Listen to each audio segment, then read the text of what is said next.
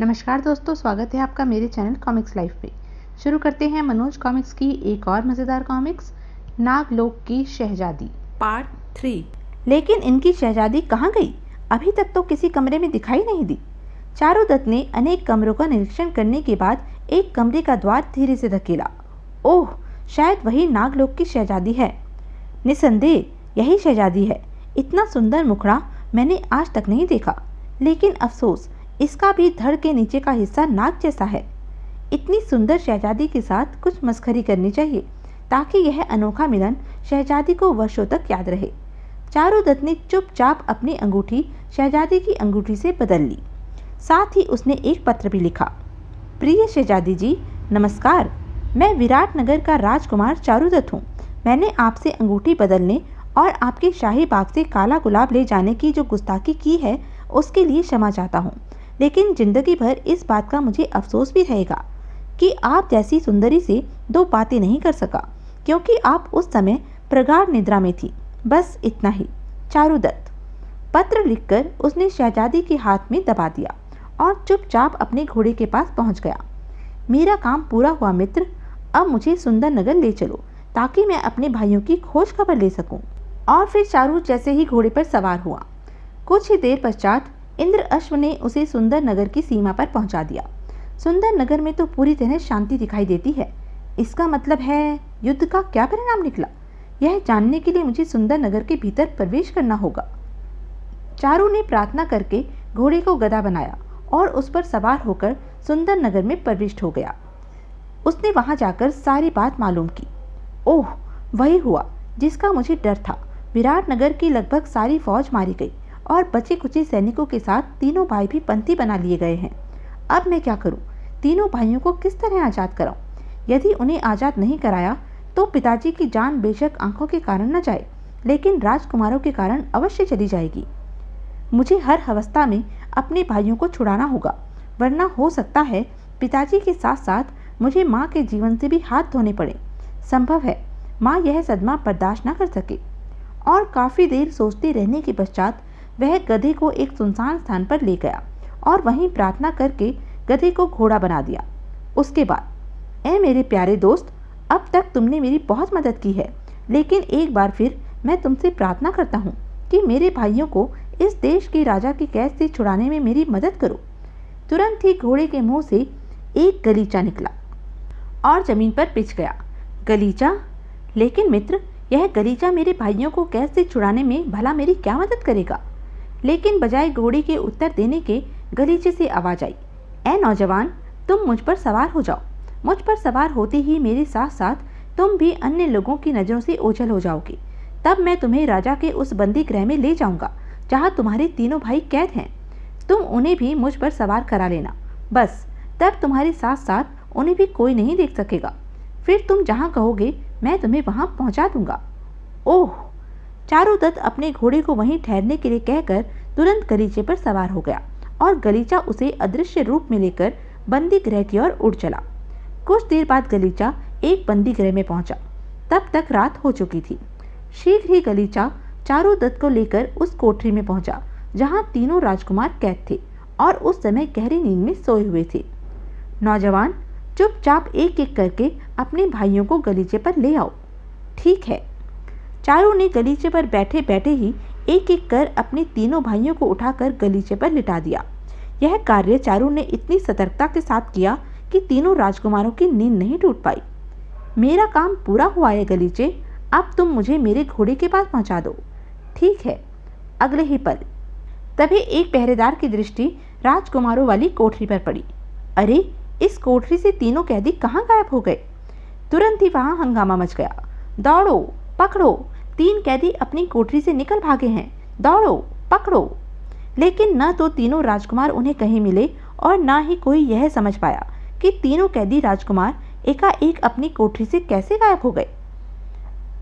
जबकि शीघ्र ही गलीचा चारुदत्त और उसके भाइयों को लेकर उस स्थान पर उतरा जहां इंद्र अश्व उनकी प्रतीक्षा कर रहा था। ईश्वर का लाख लाख धन्यवाद है कि कोई अप्रिय घटना नहीं घटी। मेरे लिए कोई और आदेश? कुछ क्षण ठहरो प्यारे गलीचे, जरा मैं इन्हें जगा लूं। कहकर चारुदत्त पहले अपने घोड़े को गधे के रूप में लाया, फिर अपने भाइयों को जगाने लगा। चारों की झंझोड़ते ही, आए, मैं कहाँ हूँ? किसने जगाया मुझे? कौन है? फिर जैसे ही उनकी नज़र चारू पर पड़ी, तुम कालू धोबी, हुजूर को मेरा प्रणाम स्वीकार हो। अरे मरदूद, तुम यहाँ कैसे, और हमें राजा के कैद खाने से निकालकर यहाँ लाने वाला कौन है? इस गुस्ताखी के लिए मैं आप लोगों से माफ़ी चाहता हूँ हुजूर। यह काम मुझ गुस्ताख नहीं किया है। क्या तुमने?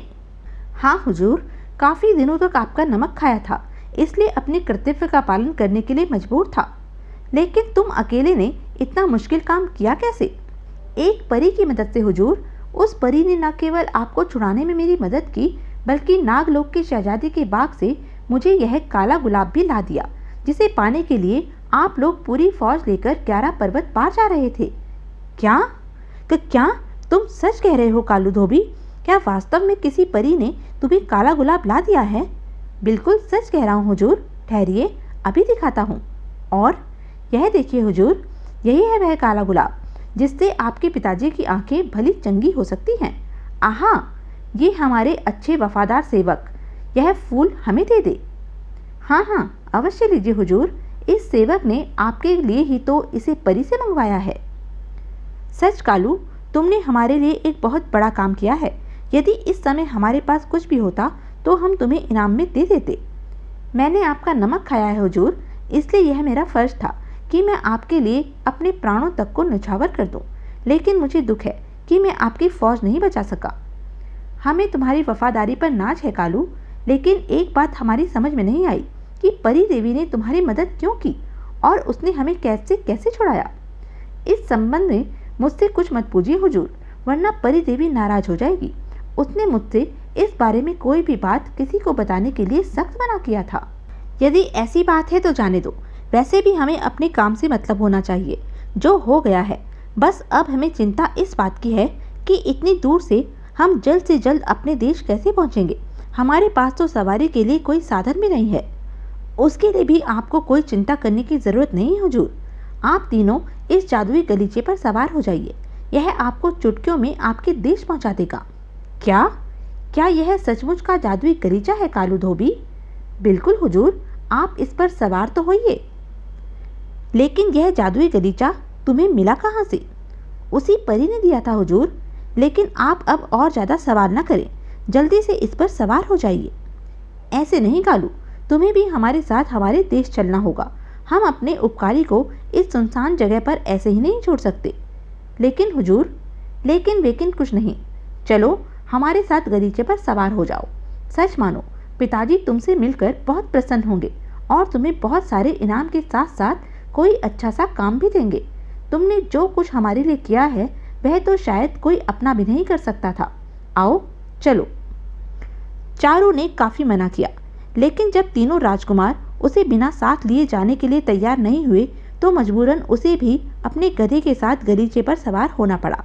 लेकिन इस बार गलीचा भी अदृश्य हुआ और न वे चारों।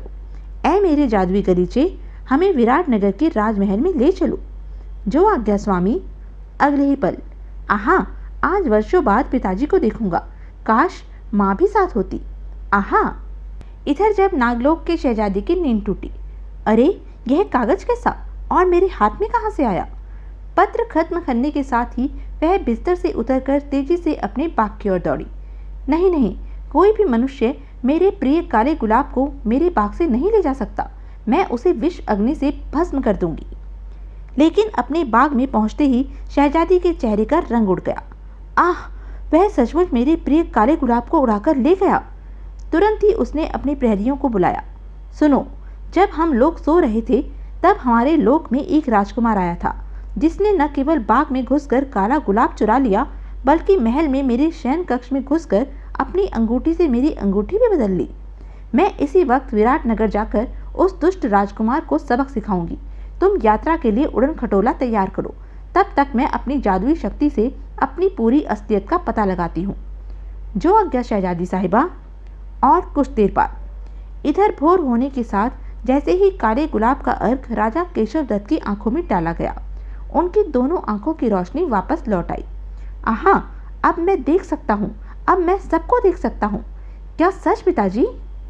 हे ईश्वर, तेरा लाख लाख धन्यवाद। मेरे बच्चों, आज मुझे तुम तीनों पर गर्व हो रहा है। यदि तुम काला गुलाब नहीं लाते तो शायद मुझे कभी आंखें नसीब नहीं होती। पिताजी, काला गुलाब लाने का श्रेय हमें नहीं बल्कि कालू धोबी को जाता है।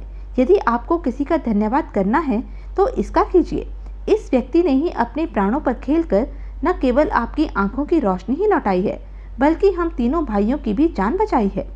कहकर उसने राजा केशव दत्त को शुरू से आखिर तक की कहानी सुना दी। सब कुछ जानकर, तुम कितने नेक और महान इंसान हो कालू धोबी। हम तुम्हारे इस उपकार का बदला तो शायद जीवन में कभी नहीं चुका सकेंगे। फिर भी तुम्हें जो मांगना हो मांग लो। हम अपना धन दौलत राजपाट सब कुछ तुम्हें देने के लिए तैयार हैं। मुझे कुछ भी नहीं चाहिए महाराज।